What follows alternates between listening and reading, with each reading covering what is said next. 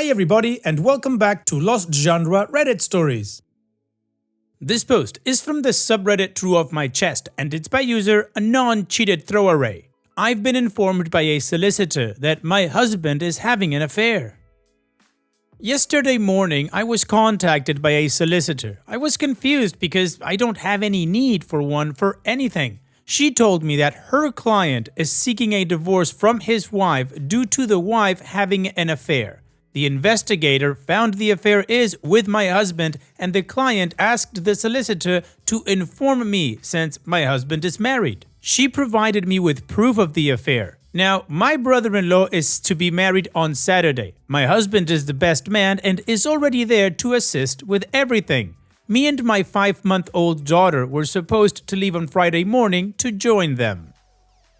My husband is unaware that I know. I am shocked, but the proof is right in front of my eyes. I haven't told anyone, but I have asked my sister to come over after work. I'm going to ask if my daughter and me can stay with her. I don't think I can face him at the wedding. I don't want to hear excuses. My sister's husband is a solicitor, and while he does not do divorces, I'll ask if he can recommend someone. I have to talk to my sister, but I'm mostly just getting my thoughts out on here because I feel entirely scattered.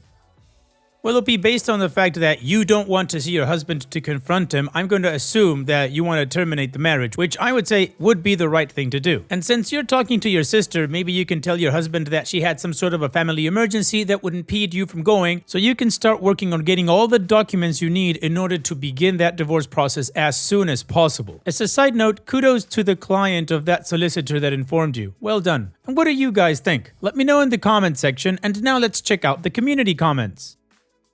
Jesse Games 777 says, I'm so sorry for you. I'd send him the proof and no words. Just don't respond and be gone when he gets home. And Opie responds, I think I'm going to tell him I was exposed to COVID, so I have an excuse not to go. Then tell him I know on Sunday morning. I don't want to tell him before the wedding because his brother and his brother's girlfriend are lovely people and I don't want anything to spoil their day, including my husband being upset while playing such a big role in their wedding. I would feel awful if I did that to them. I don't care about his enjoyment, but as he is giving a reading at the wedding, a speech at the reception, helping his brother prepare and doing other duties to ensure it goes smoothly, I don't want his emotions to get in the way of the wedding for the bride and groom. It's them I am thinking about, not my husband.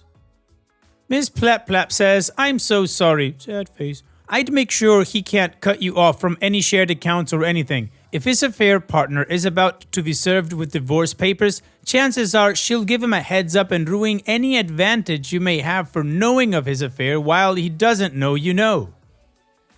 Broadsharp says, use the same solicitor the other betrayed spouse is using. I suppose the one that called you. They already have all the information, just add yours to it. Best of luck. And Opie responds, the solicitor informed me she is not able to advise me or take me as a client due to conflict of interest, but will provide the information to my solicitor should I pursue a divorce. And Successful Sleep 7068 says, OP, do you know the details about the other couple and who knows that? Is it plausible the husband of the woman involved with your husband has proceeded with divorce papers and she will be made aware that you were told? Is there a way your husband will find out you know before you're able to tell him? And Opie responds, I have no idea who this other woman is. The solicitor who contacted me informed me that her client will be telling his wife about the divorce next week and told me to do what I needed, so I have time. Alright, well I think the community gave OP some pretty decent advice and asked relevant questions, and OP was clear that she will not go to the wedding and that she does need to get a solicitor who is not the other solicitor. So now let's move on to the first of 2 updates to see what happened next. I told my husband I had been exposed to COVID and could not attend the wedding. My sister helped pack and she is letting me and my daughter stay with her until I find a flat. Someone I work with as a family member who has one up that I can afford that's available in 2 months. When my husband returned home on the Monday, there was a note telling him I knew about the affair. I did not tell my husband anything about the other woman or her husband, just that I knew he had an affair and I was leaving. I didn't say anything about them divorcing or other details.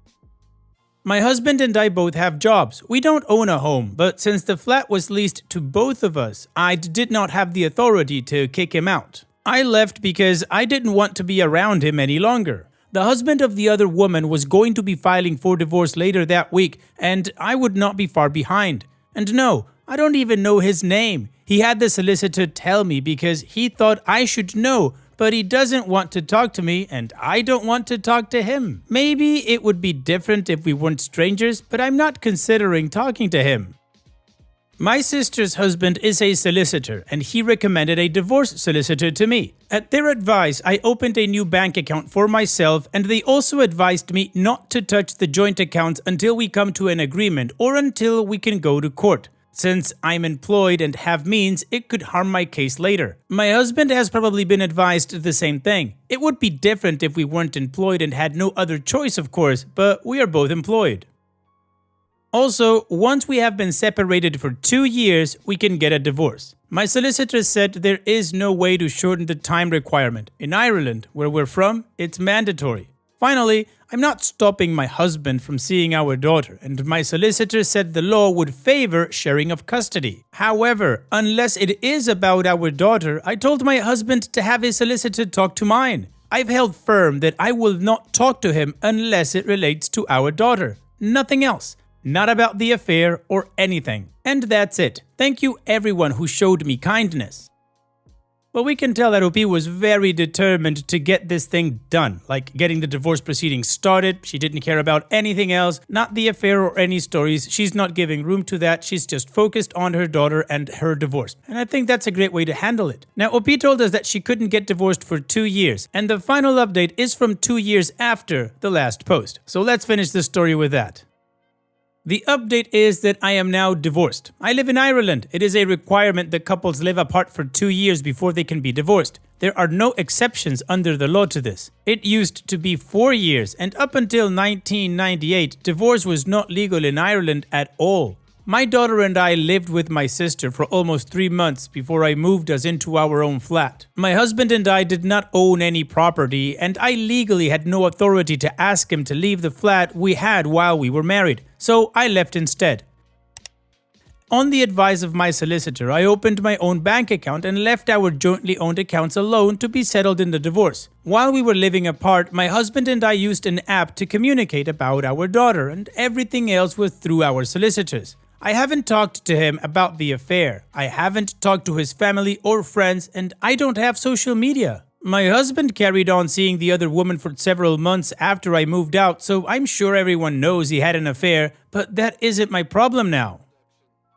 The only thing I talk with him about is our daughter and anything related to her. We have joint custody and I will pay him maintenance. Fault is not considered in a divorce and an affair doesn't affect custody. I do not have to pay maintenance to my husband for himself since he is already living with another woman, not the one he had an affair with, and plans to marry her right away now that we are divorced. If he had been living on his own and not about to get married, I would have had to pay him maintenance.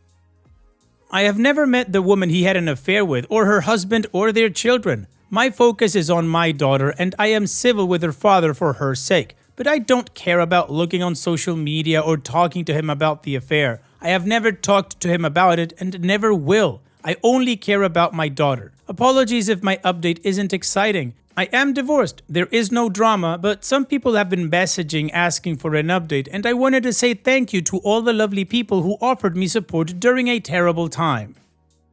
Well, OP, it doesn't have to be dramatic to be a positive and good update like yours. I find that your attitude is actually very healthy. You cut him loose and you don't need to know about the drama or anything else. Good for you. You're focusing on yourself. You're focusing on your daughter. So here's wishing you the best in the future, OP. Thanks for sharing and take care. And now let's move on to the next post that also has an update. This post is from the subreddit Am I the A-hole and it's by user OKRisk4415. Am I the a-hole for telling my boyfriend I won't be following his family's traditions? Me, 21 female, and my boyfriend, let's call him Alex, 23 male, have been dating for about 3 years now. We've recently began talking about marriage and kids, something we both eventually want to have. The other day, a reel popped up on my For You page of cute boy names and I saw the name Everett.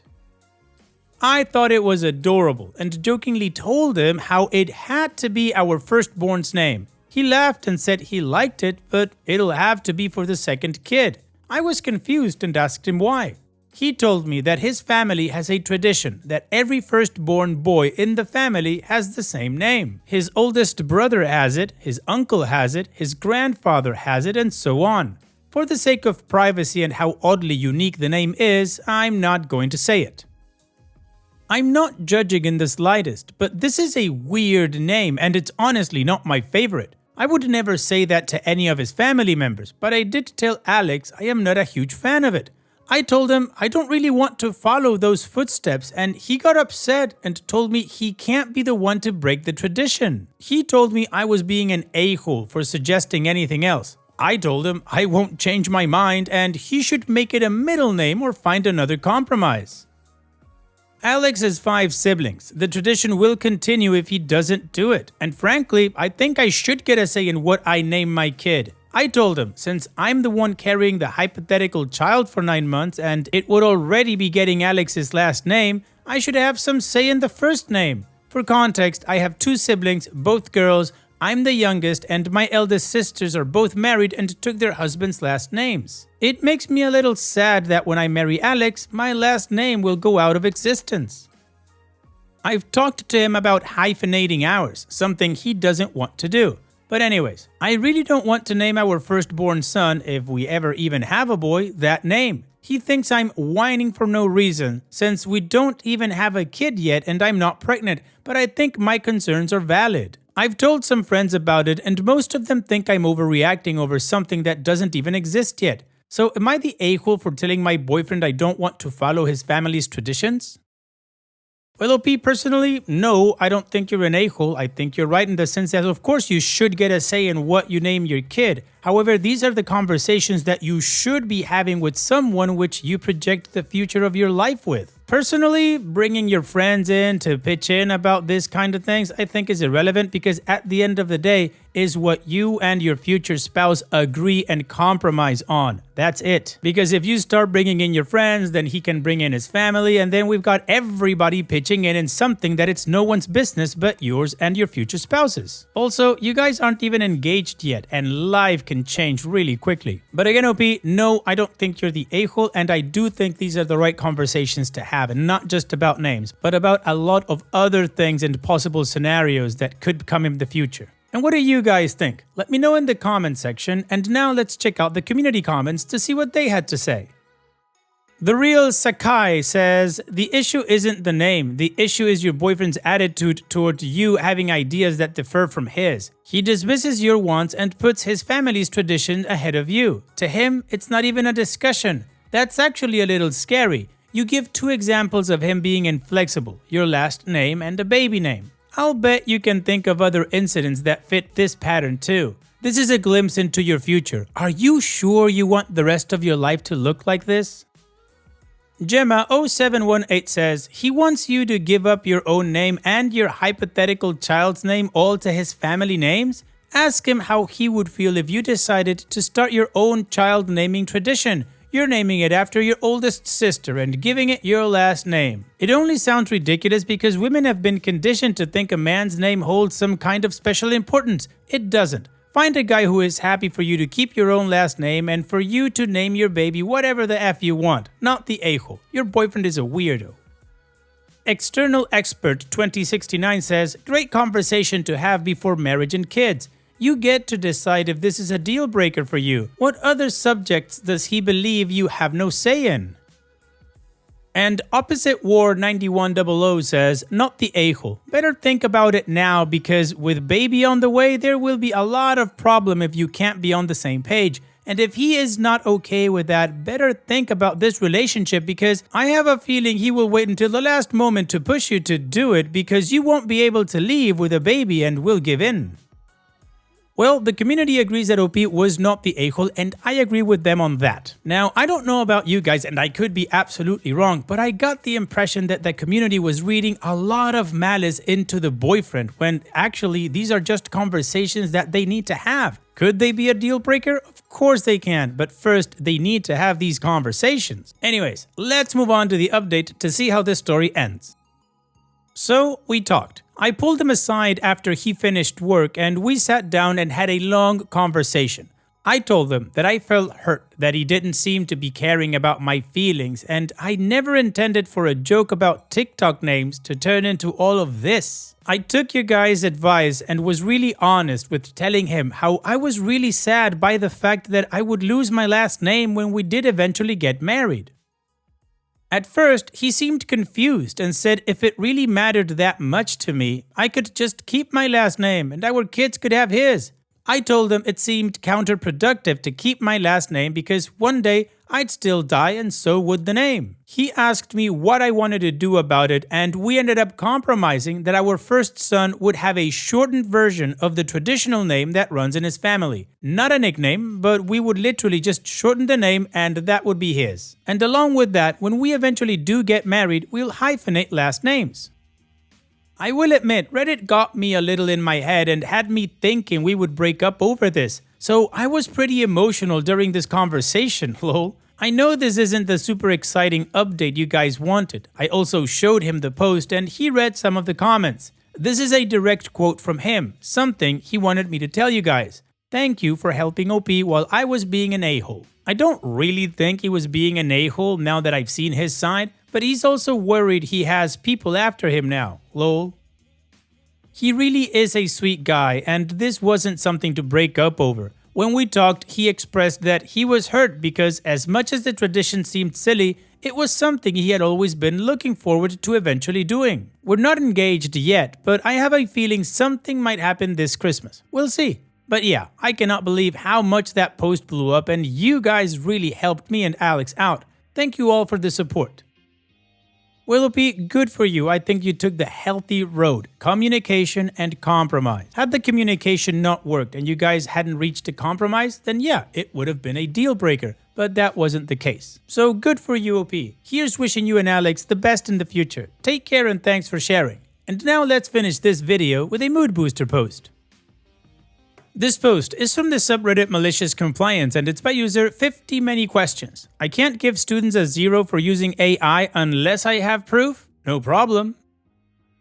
I'm a high school English teacher. I have two major annoyances when it comes to kids doing work. First, a lot of kids don't read or listen to directions. Assignment instructions are written on their papers and I read them out loud, but I still have students asking me, "What are we doing?" That's not a big deal though. It's a pretty normal thing to deal with as a teacher. The real issue bugging me is students cheating on writing assignments using ChatGPT. I'm pretty good at spotting AI-generated essays, but the problem is that when I try to accuse students of using AI, they deny it. They act outraged that I would accuse them even though we both know they're playing dumb. I usually just give them a 0 and move on with my life. But there's always the fear that one of them might take the issue to administration. If they did, I'm not confident that admin would back me up. It's hard to prove something is AI generated, and these days the higher-ups are more likely to side with the student. So I hatched a plan. I gave an open-ended creative writing assignment. The directions said to write a story about anything you want, and then answer some questions about the story you wrote. The thing is, when you ask ChatGPT, tell me a story, it always spits out the exact same story about a girl named Elara who lives in the woods. Once upon a time, in a small village nestled between rolling hills and dense forest, there lived a young woman named Elara. She was known throughout the village for her curiosity and sense of adventure, always eager to explore the world beyond the familiar paths of her home. So, in slightly smaller print under the instructions, I wrote, if your main character's name is Elara, minus 99 points. Lo and behold, I got 1 or 2 kids turn in a story about a girl named Elara who lives in woods. When I turned back the papers with a grade of 1 out of 100, because I find that it stinks more than a 0, the kids predictably asked why. And all I had to do was point to the instructions that they didn't read. There was no need to mention AI. We both knew what they did. Well, OP, if they were using ChatGPT to try to beat you, you used it right back. Also, just in case you didn't know, there are tools out there that can spot AI-generated text. But in any case, very well done, OP. Thanks for sharing. And that's it for today's video. Thank you so much for taking the time to watch it. Now, if you've gotten to this point in the video, I assume that you like these stories that I'm reading out. So here are a couple more that you might enjoy. And if you don't have any time to watch another story right now, save it for later. And also, don't forget to hit that subscribe button.